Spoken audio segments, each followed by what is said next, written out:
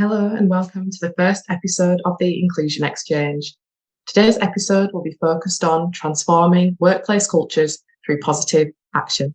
Our host, Natalie Denny, will be interviewing Joseph Harker, Senior Editor of Diversity and Development at The Guardian, as he talks about initiatives that he's implemented over the last 20 years to improve recruitment and retention of ethnic minority journalists.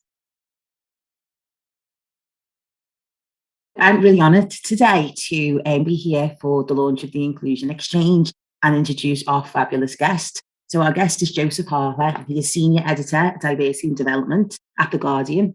He is also a columnist and former Deputy Opinion Editor. For 20 years, Joseph has run The Guardian's Positive Action Scheme, which offers enhanced work experience to aspiring journalists who are ethnic minority or have a disability. Many have gone on to have fantastic, successful media careers. Before joining The Guardian, Joseph was editor and publisher of the weekly newspaper Black Britain. And prior to that, he was assistant editor at The Voice. He tweets at Joseph Harker. And I am just honoured to have Joseph here today. So welcome, Joseph. Hi, Natalie, and thanks for those very kind words. Thank you. And thanks to IO too for inviting me. I'm really delighted to be part of your launch program today. So I'm very very humbled to be part of it. Thank you very much. Thanks so much, Joseph. So I'm just going to explain. We have got a Q&A function today on our webinar.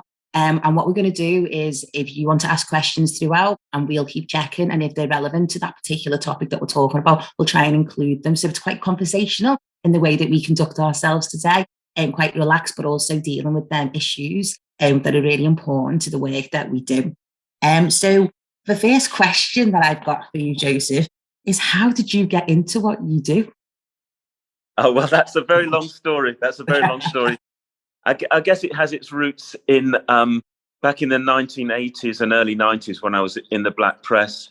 And it was a kind of very tumultuous decade. And we were, I was part, campaigning. The Voice and Black Britain were campaigning newspapers. And we were talking about racial injustice a lot. And so when I came to The Guardian, which I've been at The Guardian since 1992, I couldn't just stop, I couldn't sort of end all the campaigning for racial justice that I'd been doing all those years. So it was kind of, in a way, difficult time at the time, because the Guardian, like all of the national press at the time, was kind of very white dominated, very Oxbridge, and not very inclusive at all. But so I would make the case for change, but it often wasn't heard. But it took the McPherson inquiry, which some of the older members of the audience might remember, which was the inquiry into the murder of Stephen Lawrence and the botched police investigation. And that really opened the doors, because it defined this concept of institutional racism, which is basically where an institution can work in a racist and exclusive way without individuals actually having to be racist, but they just adopt the culture of the organization, which sort of indirectly excludes people of color. And that was a moment when I think the Guardian realized that it had an issue to deal with. And because it wasn't, that it was clearly there were so few people of color in the Guardian or in any national newspaper at the time, that there clearly had to be some kind of problem. And the Guardian sort of accepted that. So I got together a group of people of color at the Guardian. There were about 10 of us at the time, 10 to 12 of us. And we sort of lobbied inside the Guardian for change. I met with the editor, and, we spoke with a united voice, and we managed to get the editor to accept there was an issue and to start changing things. And basically, for the last 20 plus years, that's what I've been doing in lots of ways. And what I've learned is that no matter you overcome one obstacle, and all you find is behind that obstacle another obstacle. And so what you think initially as being the answer to everything, you realize doesn't actually make that much difference unless you do something else as well. And it's been those last 20 years where I've learned sort of lots of things about what underpins sort of institutional racism, but institutional discrimination in general, about what keeps out disadvantaged groups. It's cultural. Some of it is explicit, but most of it is implicit. Often it's not that people want to actually exclude minorities. It's that just the way that systems work acts to exclude minorities. And it becomes a two-way thing. Both the image that the institution gives and its history signifies that it's a kind of an institution for posh white people, and also which means that people don't come into the organization. They're not beaten down the door to get into an organization which they see as not being for them. And at the same time, there are sort of legacy issues in which sort of the way people work, even with good faith, they don't know exactly what changes to make or how to do it, how to contact, how to target excluded minorities, how to go about bringing people in. Once they're in, how to have an inclusive environment that makes people feel valued and makes people thrive within the organization. And it's just been a very long learning process. But I think The Guardian, I'm sort of very proud to say that The Guardian is streets ahead, in my view, of any other national media organisation. I probably exclude the BBC in that, but certainly in terms of newspapers, it's well ahead of that, of any other newspaper group. And we're by no means where we need to be, but we are well ahead of the others, and we have many more Black and Asian and ethnic minority journalists here than we had 20 years ago, many more than work at any other newspaper organisation. So but as I say, with each bit of progress, you find that there are other things that you have to deal with, other issues you have to deal with. So yeah, it's been a learning curve, and I'm still learning. Definitely. And I think one of the things I talk about in this type of work is that it is a marathon. It's not a sprint. It's something that needs that constant sort of commitment to. And, as you said, the learning curve, we're behind the big rock. There's another big rock, and then there's a mountain. But we persevere. We definitely persevere. Well, maybe, Natalie, on that point, you say it's a marathon, not a sprint. But I think in a way, everyone, when they get into this, that they look for quick solutions, and they just want some magic. Oh, well, if I just do that, will it solve the problem? And with senior leaders who tend to be white middle class, they're just looking for, and I think they compare it with the changes that were possible on gender, and changes in gender were much easier, much quicker, because the white men in charge always knew white women, be that daughters, wives, friends, whatever. And so it was very easy. There was a readily accessible network there that they could, make quick changes and bring in women. Whereas when it comes to ethnic minorities, and you could say the same even for people with disabilities, there's not, there are no connections there for people to be able to make those quick wins. And in a way, we need to be careful how we phrase it. I think back to when Boris Johnson announced the lockdown 2 years ago, and I think he said it's going to be for 3 weeks. He's going to shut down the country for 3 weeks. And I remember my kids saying, 3 weeks? I can't deal with not being able to go to a nightclub for 3 weeks. But obviously that ended up being a much longer period. And I think if we start out telling people it's a marathon, then I think we risk people losing the will to keep going.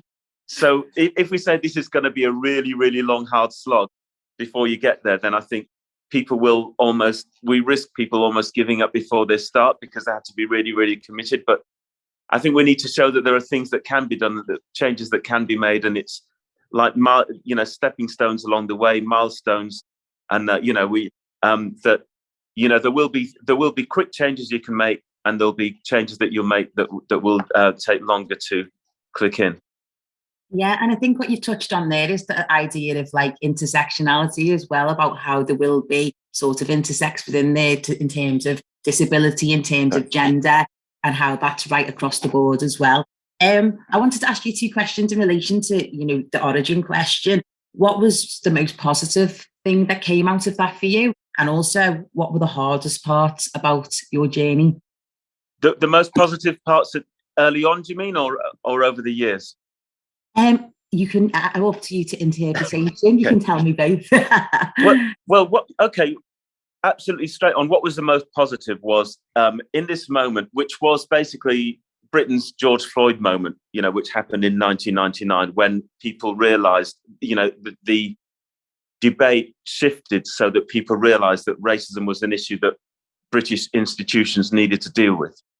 What for me was the most positive, and has continued to be the most positive, has been that bringing together of people of colour in a united way.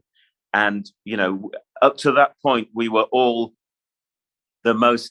probably the newest people in the building, the most junior people in our departments, and all our common experience was we were the only person of colour. Whichever department we were in, we were the only person of colour in that department.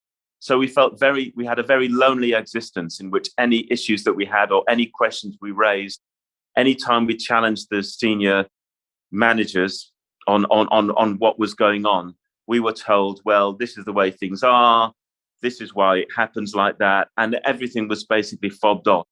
And that moment with bringing together, and like I say, it was only like 10 to 12 people in that very first meeting, was, all right, whichever section of this organization you work in, we've got these common experiences, and that we feel we feel like we're not listened to, we feel non-valued, we don't feel like we can put ourselves forward, we don't feel we get a fair hearing, and being able to come together, and then you realize actually we're all in this together, aren't we? We've all got these. We all feel isolated in our workplace, in our department, but when we come together, we actually can share experiences, and then taking that experience and then talking in a united way and taking it to the person at the very top of the organization and say, listen to us, this is what our shared experiences are. And the person at the head, who was our editor at the time, could not ignore us. We could be picked off individually, but when we're coming together saying, actually, this is our experience of working here, then in a way, we were unignorable. And that has been the most positive thing. And just over the years, at various points, us coming together, sharing our experiences, giving each other strength has been the thing that has kept us going, and has certainly kept me going all those years, because I know that whatever change I make, however small that happens to be, I know that there are people around who appreciate it and who value what's done. And even if it's just speaking up and saying, I don't think we got that article right, or that piece we published wasn't done the right way, then knowing that there are other people around who think, yeah, I'm pleased you said that, because I thought it, but I wasn't going to mention it. And that's been a really, that has been, the most positive, and it continues. And so I would urge anyone in any organization who's in that, and whatever minority you are, it could be you're a person with a disability, could be that you're LGBTQ, but I'd say come together, share your experiences, and then take your experiences to the people at the top of your organization and speak with one voice. And that's how you can get change done, and also how you can keep each other motivated. Brilliant. And what about the hardest thing about the experience that you've had? I think the hardest thing has been just the way that you think. You go into these things thinking that you've got problems solved. I mean, I'll give you an example. The early on, the Guardian, like other national newspapers, never used to advertise any vacancies at all. It was always felt like the right people will know about the jobs, and if you don't know about the jobs that are going at the Guardian, then you're not the right kind of person. And as I say, that just throughout the whole of Fleet Street, throughout the whole of the British press, that was the attitude. That was, literally centuries of culture that had created that sort of attitude. And so we thought, well, let's start advertising our jobs in the newspaper. And then that was a battle to get that done, but we got that done. And we advertised the jobs in the newspaper, and then realized, but the same people are getting the jobs. It's made no difference at all to the organization. And then you realize, why are the same people getting the jobs as always did? Well, first of all, people weren't really applying, as for the reasons I've mentioned before about minorities thought, well, the Guardian isn't interested in people like us, because certainly the image we give out was not at the time an inclusive image. And also the people, often jobs were going to people who had the experience, who knew how the organization worked, who'd written for us, who'd done subbing shifts, who'd done shift work for us, who freelance for us, and they were the same old middle-class white people. And so, and even objectively, they were actually best suited for the roles that were for the vacancies that we had, because they knew it. They knew the organisation. They knew how it worked, and they would perform way better in an interview. So that's maybe the first thing I did was early on with the managing editor Chris Elliott at the time, set up this scheme, the Positive Action Scheme, which was a scheme where we could directly target Black and Asian young aspiring journalists to say, come to The Guardian, get experience. And the aim was to, if we directly target them, which we could do under the Race Relations Act, because if it's like equivalent to an access scheme, it's a 2-week work experience scheme, which you can target minorities specifically. And we said, come here. I knew from having spent 5 years in the Black press that there were lots of brilliant young journalists around, well, brilliant journalists of any age around, who just weren't getting a break in the national press. I knew that from having seen them. And I thought, well, at the moment, The Guardian isn't, they're not on The Guardian's radar at all. So I thought, let's get a scheme, let's bring them into The Guardian so our editors here can see how many brilliant, young, talented, motivated, gifted people there are.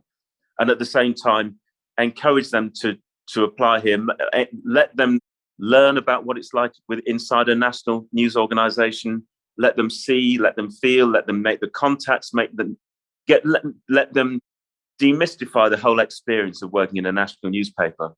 And, we took on 6 people in that very first year. And I'm not saying that this has been typical of our success at all.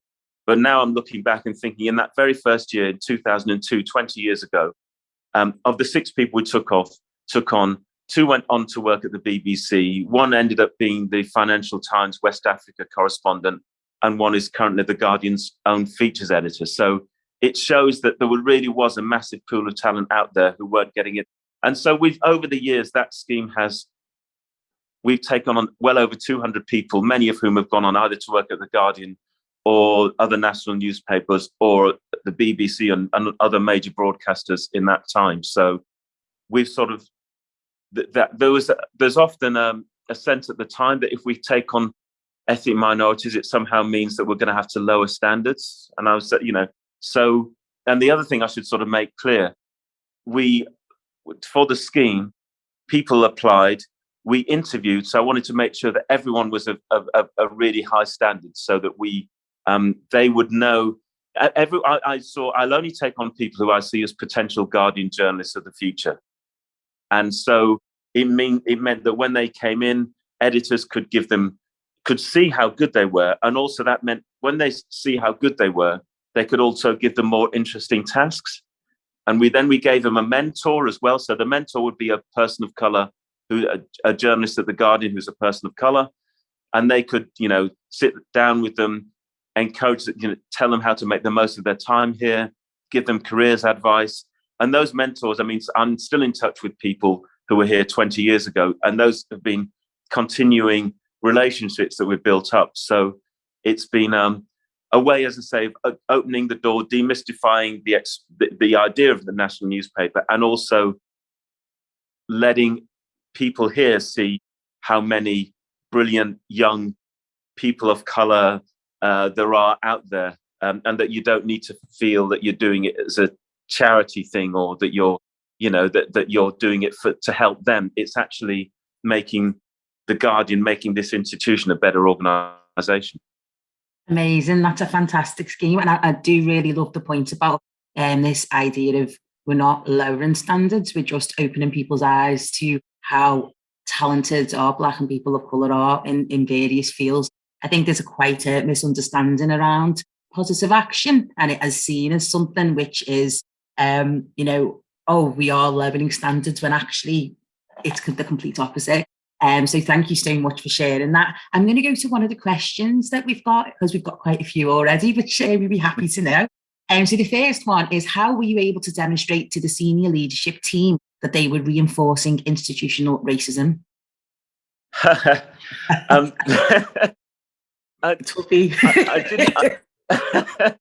Well, I'm a very diplomatic person, and I really believe in getting things done. I really believe in making change, but I also think that in order to make change, you can't alienate the people at the top. I'm originally from the city of Hull, which I read a piece a couple of years ago saying Hull people are the most stubborn people in Britain, and I probably people quite know, I say I'm just stick to my views and whatever, my principles, and other people call it stubborn, but I don't take no for an answer. So I will be very polite and I'll be very, unthreatening.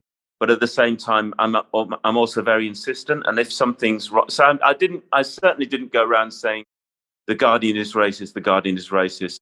You need to change. I just said, it's clear we have an issue here.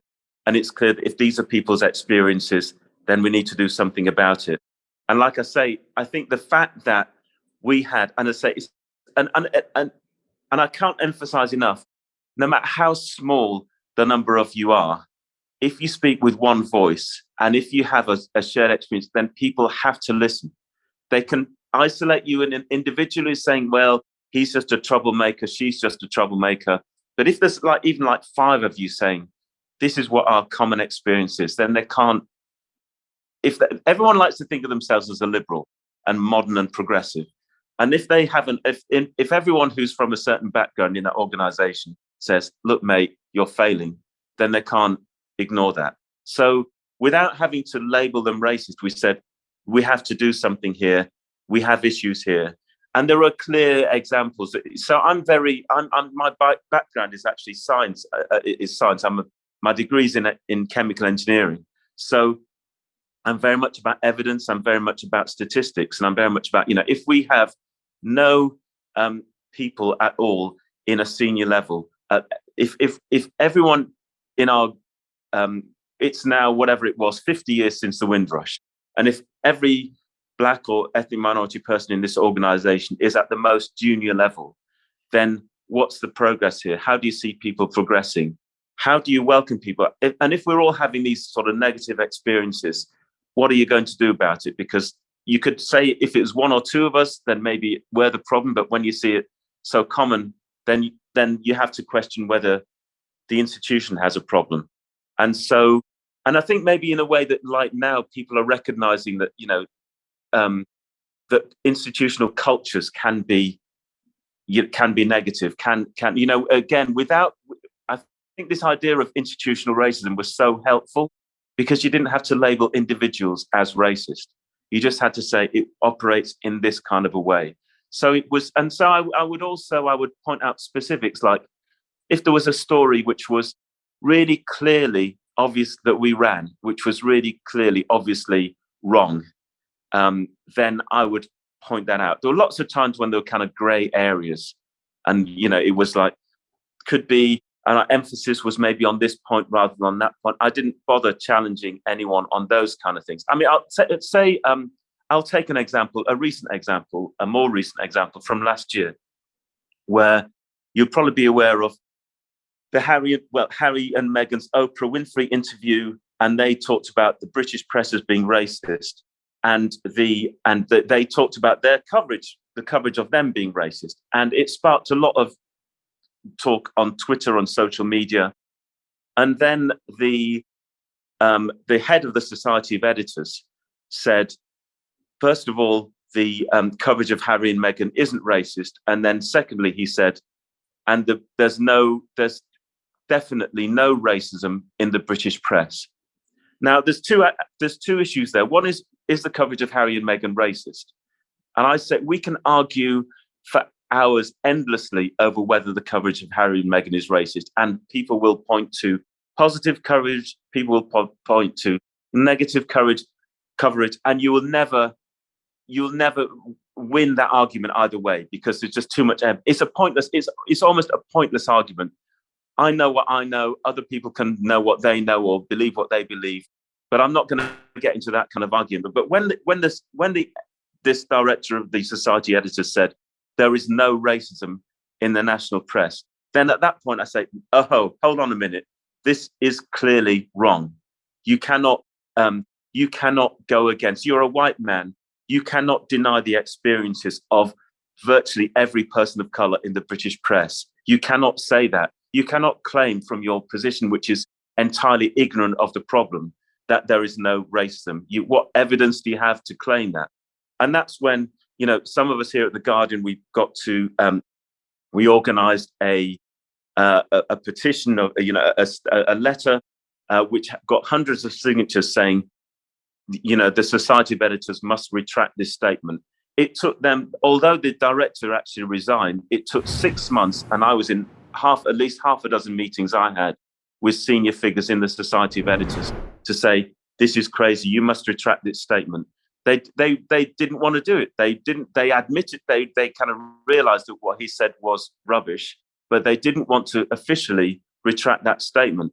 And that's the kind of thing I just kept going. And it took them till the end of, it happened in March, it took them till the end of August to actually finally retract that statement. If they hadn't retracted that statement, I would still be on their case now, telling them to do it. So, but because that was such a clear, glaring error, and and if the Society of Editors is saying there is no racism, then in a way they're denying all our experiences, and things will never ever change in the business. So it was just a really important battle. It's a really important battle to win. And so I was just going to keep going until we got them to concede. So that's kind of maybe an example. I'm forgetting what your question was now, but is that an example? It was just about sort of demonstrating, reinforcing institutional racism, but I definitely think you answered it, and talking about consistency, talking about your approach and diplomacy, and I'm talking about putting it together. So you definitely answered it, Joseph. Choose your battles. I guess choose your battles is the point. That's it. Yeah, thank you very much. So the next question is from myself. What are the different barriers and experiences that can restrict diversity and inclusion in journalism and writing in general? Well, first of all, I have this concept called everyday inclusion, which I'm really keen to sort of spread out and spread everywhere. I think we tend to think that I'll give you my scientific background, that there's a law of science, Le Chatelier's principle, in which he says, if a system is in a settled state, any change you make to that system, if you make any change to that system, the system will attempt to go back to that settled state.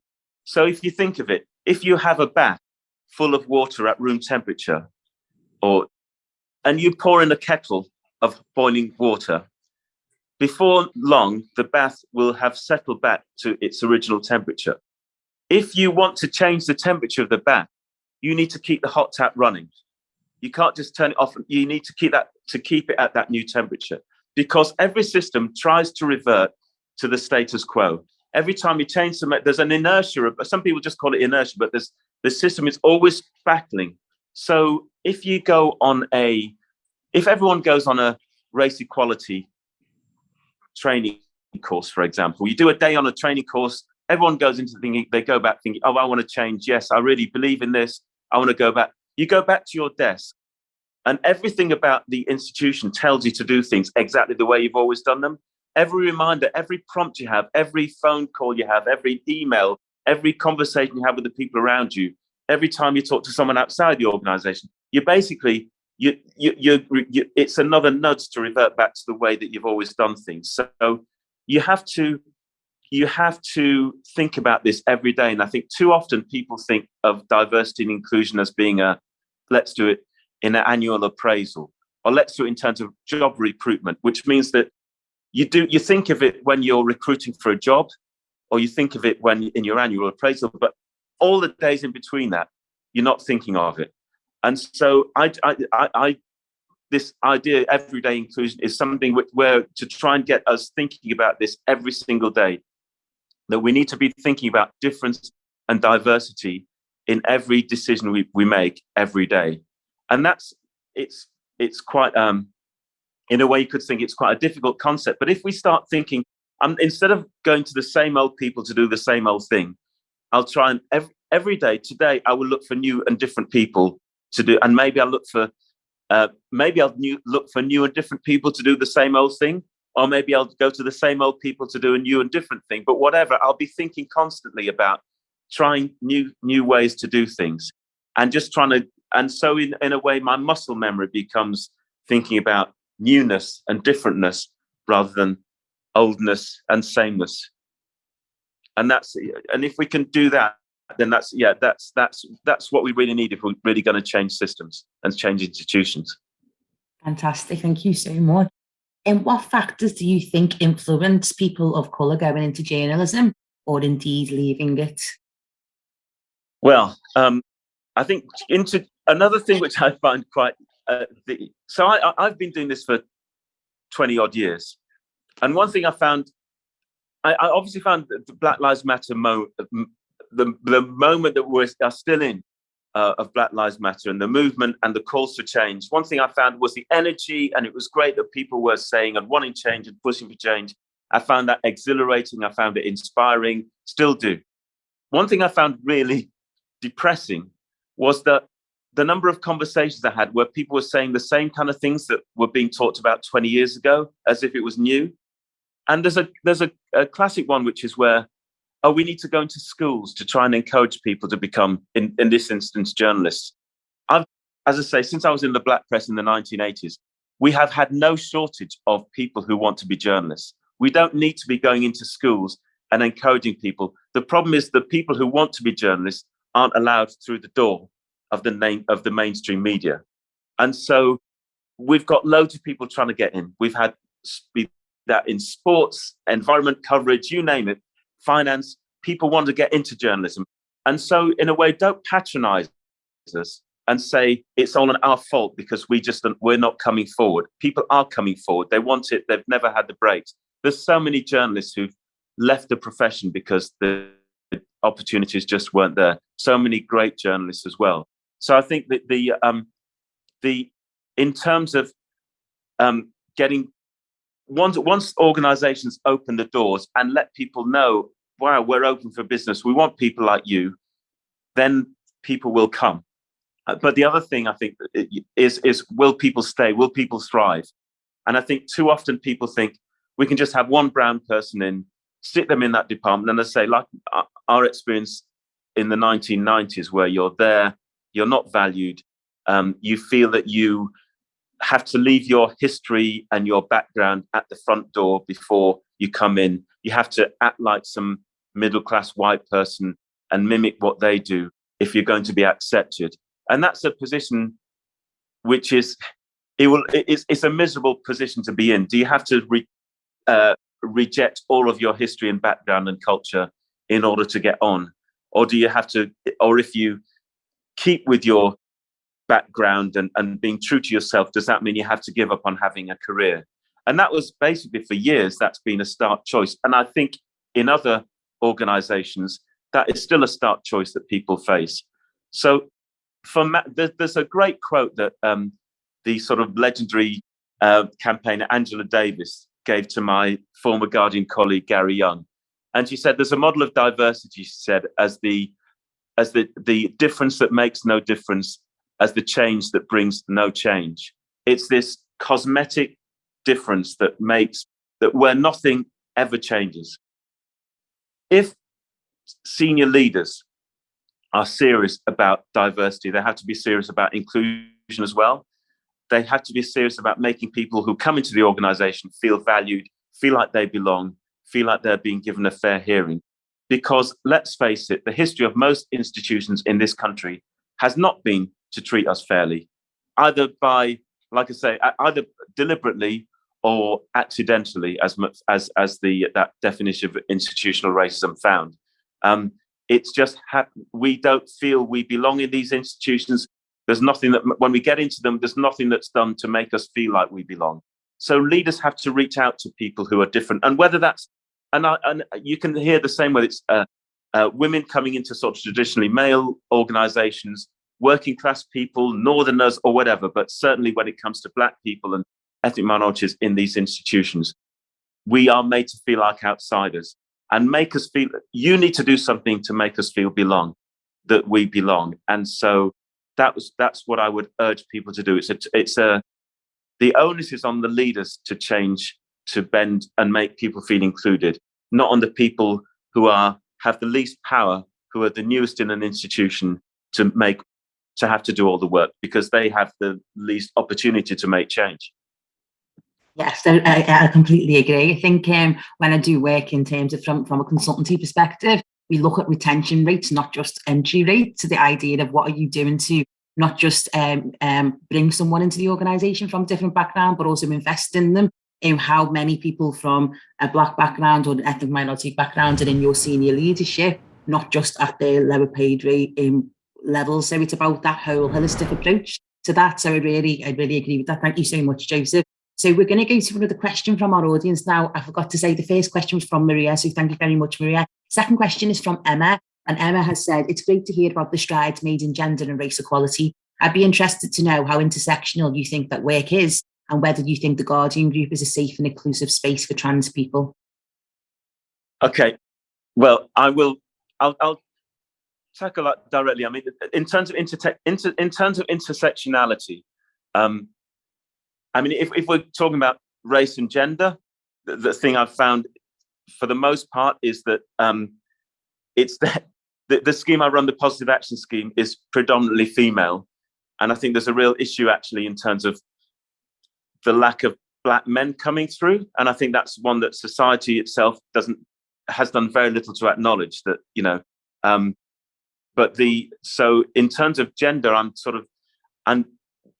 delighted that there's been so many women come through. I think in my generation, it was predominantly Black men who were making strides. The few of us at that time who were making strides were mainly male.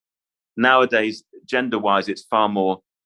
There's far more women coming through, which is great. But at the same time, I'm slightly concerned about the lack of Black men. But in terms of if we're talking about other LGBT disability, I think we're still to see sort of major moves on that, major progress on that. Although there are signs of progress, but on the trans issue in particular, which I'll separate from the race issue altogether, the Guardian has had had a really sort of difficult time on the trans issue. We have our sort of traditional feminists who sort of long sort of led the sort of Guardian's always been very strong on feminism, but and there's a traditional sort of white middle class leaders of the feminist of the feminism movement who go back to the sort of the 1960s, and they've been sort of very predominant, and that they've sort of in a way formed that sort of gender critical movement, but at the same time they've been very strident and done brilliant work in changing the balance in terms of gender over the years. And obviously that there's been another the trans issue has become more important over the years, and more one that we've had to address. There's been a real sort of almost generational difference, and I think we're at that moment. I mean, I think the Guardian has had difficulty because there's sort of two entrenched views on this, but I think over time it's clear which way the direction is going, and we've had some sort of very difficult issues in which both sides feel silenced, both sides feel victimized in different ways and for different reasons, and both sides almost have a validity to what they're saying. So we're in a difficult place where everyone feels they're the victim and they're feeling wronged. But I do think that we've set up a trans inclusion discussion forum. I mean, part of this was all delayed by COVID and by the pandemic and the fact that we've been working from home. And so things that were intended to happen 2 years ago never actually happened. And every time we thought we were coming back into the office and able to have these meetings in person, they were sort of postponed. But we have started the discussions literally in the last couple of months. And I feel confident that we can come together. And I think what we'll end up with finding is a way for people to agree to disagree, but at least to agree to disagree respectfully and respecting each other. And I think too much of it has been dominated by social media, where people say things on social media and accuse people of all sorts of things, which just unhelpful. Like I say, in everything I've done in terms of race, I've tried to be polite and unthreatening and non-condemnatory. And I think that we need to take, and again, choose battles. And I think if we do things and stick to the facts and stick to things which are clear on either side of this, I think we can make progress. And I find it quite sad that when you've got the traditional feminist movement and the LGBTQ side, there's so much in common that both sides have, and yet it ends up being so fractious, and so people feel so the stances seem so rigid and so intolerant either way, when there is so much that people have in common, and so much understanding, and both sides know about the patriarchy and the evils of the patriarchy and everything else. So I think there's a lot of common ground that people can, and if we start talking about what we have in common rather than what divides us, and then find a way to sort of, as I say, we don't need to agree on everything, but at least let's do it respectfully. That's a very long answer, but it's quite a sensitive issue. So I think the trans inclusive group sounds really positive, and I think it's so important for us to make sure that we protect the most vulnerable in our societies right across the board. And it's important that conversation is had. And I think the point about social media being quite toxic is really prevalent, because I think a lot of the stuff that is had over Twitter or in these forums can be quite snapshot and not have the nuance and be a bit binary. And I think it's important that we have those conversations properly and we support each other in the best way. So thank you. The next question is from Natalie. What key factors have contributed to a culture change at The Guardian rather than quick win tick box processes or tasks? It's like a tongue twister. Well, I would say that the biggest factor, I would say, is actually having people. When I remember that very first interview we had in that very first year in 2002, and we had a woman in a hijab come in for the interview, and I'm pretty sure it was probably the first time a woman in a hijab had ever been inside a national newspaper office at all. And you can think, we take it much more for granted now, but it was that there were so many attitudes. There were the attitudes that people had at the time were Asian women are all dominated by rigid, domineering fathers who won't let them go into journalism or the professions.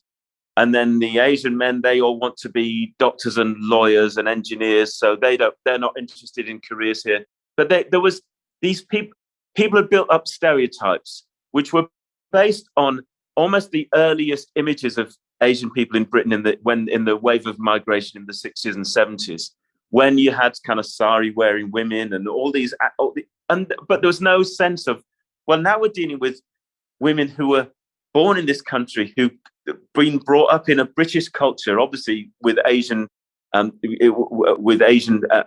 element as well, but predominantly in a British culture, who have very different attitudes and want to get on and want to succeed in this society. But it was so I think having people in the office who sort of completely belied the steps, who completely blew apart the stereotype. If you have, what is an Asian woman? And then, actually, this woman is Asian and she is completely unlike, and so is this woman. And this black woman, and we've got all these views about black women, or this black man, and we think about black men as being, so the lights keep going off. If I wave my hands near and so people they had this view of black people, Asian people.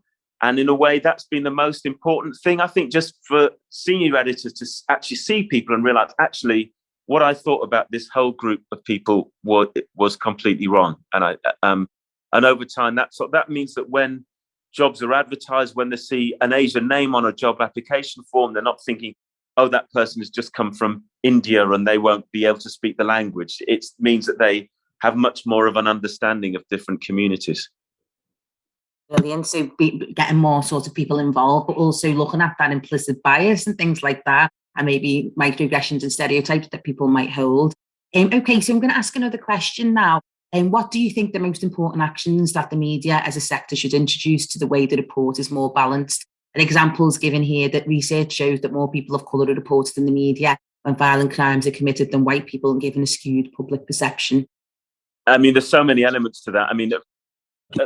At its heart, is the fact that the media, for all the people of colour in the media, and The Guardian is really making change in this, but we are all at junior levels.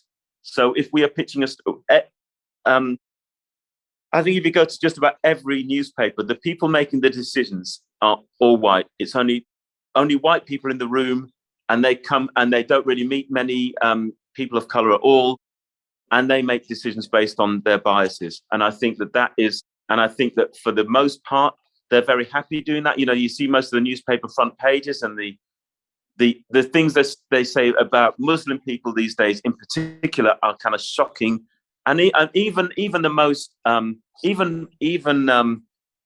middle, even so-called liberal organisations get this wrong. I mean, just last week there was a story about Telford and the grooming gangs in Telford, and obviously what the grooming gangs have done is appalling and has affected so many hundreds, if not thousands, of young girls across the country. But they moved from it being a case of a gang of 10 people or whatever who are committing these appalling, abominable crime, to then making a kind of stereotype about the whole of the Asian community or the whole of the Muslim community. And what is it about Muslimness which makes people do that? They don't do that, and another thing that came out, even in the top line in the story of reporting of Telford, was people didn't approach or prosecute these Asian grooming gangs because they were frightened of being called racist. I mean, have you ever heard of a police officer who doesn't do anything because he's frightened to be called racist? I mean, really, they go out, they arrest us on the street, they stop and search us, they kill us, they choke us. They're doing this stuff almost every day. They beat us up.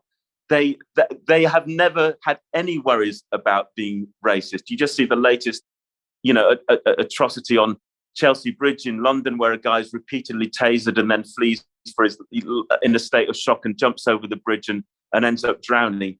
The police treat us with suspicion, with brutality. They have not. Racism is the last thing. The idea that they would hold back on something for fear of being accused of being racist is ridiculous. And yet, when we all know that child abuse and child sexual abuse is perpetrated amongst so many communities, be it, we've heard about young footballers having it, the whole Jimmy Savile story, Cyril Smith in Rochdale, there's a whole ring of white politicians who were involved in child sex rings, not to mention the children's homes, the churches. There are so many, and in all of that, what they all have in common is that the children are never believed because they tend to be children from disadvantaged backgrounds, from what we used to call broken homes, and they are never believed. The police don't believe a word they say. That is why the perpetrators in Telford and Rotherham and all these other cities managed to get away with it. It's not because the police didn't were frightened of being called racist. Yet when that is reported as truth, it gives all white people across the country a sense of grievance, like, oh, somehow Asians get away with it. Somehow Black people get away with it because that they can do anything they like and get away with it. So it fuels this sort of white grievance, which is so damaging. And yet, and that's because that's, as I say, even the BBC reported it that way. And there are no people like us in the room to be able to challenge those. When editors are making decisions, there are no people in the room to challenge that. And what editors need to do what leaders need to do in all organizations is get people in the room and have a sort of like little jokey hashtag, why is my meeting white? That I think people need to look at when these decisions are being made, how inclusive are you? How racially diverse is the group of people making these decisions? And if it's a group of all white people, then think we need to have people of color here and helping us make better decisions. Because when you have that insight that other people can bring, whatever happens, you'll do it in a position of knowledge rather than ignorance. Thank you very much. Okay, so I'm just thinking we've got 5 minutes left. So I'm trying to look for a question, Matt, sort of summarises. So I know Lucy's asked about EDI is about helping organisations thrive. It's not about charity. I'm aware there have been various reports to present excellent evidence of the positive impact of diverse workforce and leadership and boards. Can you give any examples or refer us to links that you found useful in doing this type of work? In terms of showing that the organisations make better decisions? Yeah, so I think what Lucy was asking is have you got any resources, or you can point at the people on our talk today in any direction for resources that can help them with their EDI journeys? In terms, there's not a lot of work that's been done in terms of diversity in journalism. I mean, a lot of it is underfunded and out of work. There's the Lenny Henry Centre for Media Diversity, which is based at Birmingham City University. And they've done a lot of work on, they've just been set up a couple of years ago, but they've already done quite a lot of work on the impact of, discrimination and institutional discrimination in the media industry. I would suggest maybe they would be the best place to start. Brilliant, thanks so much. Another question is about how do you prioritise what needs to be done in terms of support on different sections if you have limited resources? Have you got any tips on that? And maybe one thing I would say is that there were sort of a number of cases that came up in answer to the previous question. A number of cases came up in quick succession, which showed why the media needs diversity. And it was a few years ago, you'll remember, we had in Labour Party, we had the sort of Jeremy Corbyn effect, which no one predicted. We had the rise of Donald Trump, no one predicted. Brexit, no one in the mainstream media predicted that the referendum would go that way. We also had the Grenfell Tower, where even though the residents were campaigning for better safety in tower blocks, the media wasn't reporting it. And all of those show that up till that point, I think there'd been a kind of cozy consensus that the kind of very clever, very well-educated, white, Oxbridge, middle-class people knew everything, that they knew what was going on in the world, and that they were so well-read that they would understand and be able to translate the world and analyze it and offer their opinions on everything because they knew everything. And I think those stories that they all got badly wrong showed that, no matter how clever you are, you cannot know what's going on in the world from your ivory towers. That you need to have people who speak across the whole class, regional, ethnicity, all kinds of things. You need people from all kinds of backgrounds to be able to give you a sort of full picture of what's really going on. So I think that was just a good way, an example which highlighted why diversity and inclusion makes organizations better. I'm not the kind of person who says we need to spend lots of money on advisors or whatever, but I think there's a lot of things you can do. For example, just by rewording job adverts and making the wording more inclusive, you can bring in a new set of applicants. You need to reach out.